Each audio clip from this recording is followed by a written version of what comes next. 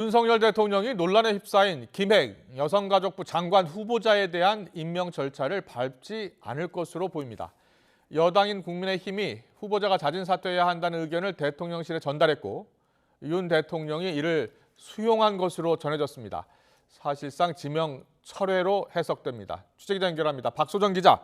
네, 용산 대통령실입니다. 김행 장관 후보자를 둘러싸고 대통령실이 고심하는 기류였는데요.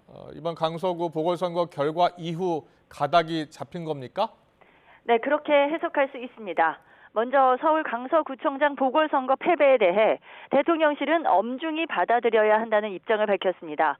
대통령실 고위 관계자는 오늘 오전 회의에서 정부가 어떠한 선거 결과든지 엄중하게 받아들여야 한다는 입장을 정리했다고 전했습니다.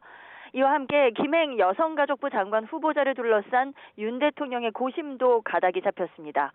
오늘 아침 국민의힘 비공개 최고위 회의에서 김 후보자의 자진 사퇴를 대통령실에 건의해야 한다는 의견이 나왔는데 실제 전달된 것으로 전해졌습니다. 이 요청을 윤 대통령이 받아들여 김 후보자의 사실상 지명 철회가 이뤄질 것으로 보입니다.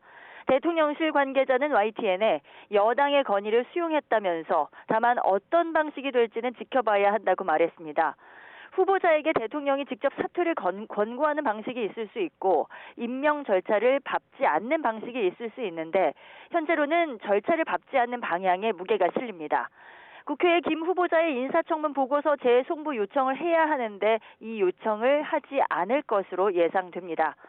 앞서 대통령실은 이른바 주식 파킹 의혹 등 여러 의혹이 불거진 데다 인사청문회 퇴장 논란으로 김행 후보자를 둘러싼 여론이 심상치 않자 임명하겠다던 입장에서 선회해 국회 상황과 여론을 지켜보겠다고 밝혔는데요.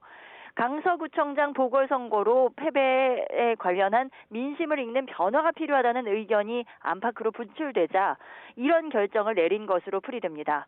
다만 대통령실 내부에선 이번 보궐선거가 더불어민주당 강세 지역에서 치러진 만큼 과도하게 해석해서는 안 된다는 말이 나옵니다.